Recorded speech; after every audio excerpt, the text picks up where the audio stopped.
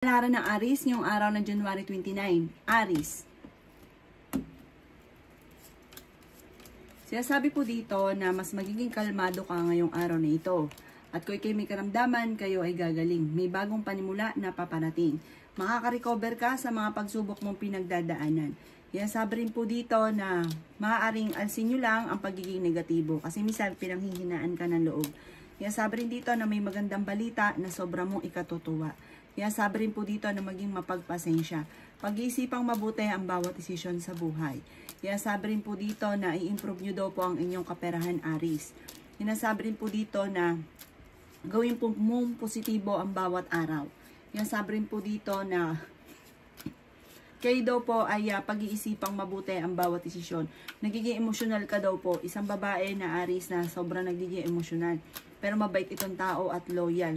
May pagkamahiyain daw po ito. Malakas din ang karisma. Sinasabi rin dito na may bagong panimula sa inyong Aries. May bago rin ikaw kakilala na paparating. Pero huwag kang kakalapat dahil maraming ang naiinggit sa inyo. Mabilis ka nakakainggitan. May problema ka pinagdadaanan ngayon tungkol sa usapin ng pera. Wala daw po, parang wala masyadong oportunidad na dumarating sa inyo. Pero huwag kang panghihinaan ng loob. Meron kang tao na nawala yung tiwala mo daw po sa kanya. Sabi rin po dito na maging mapagpasensya.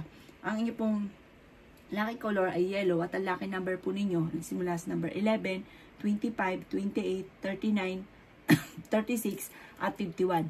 Good luck po!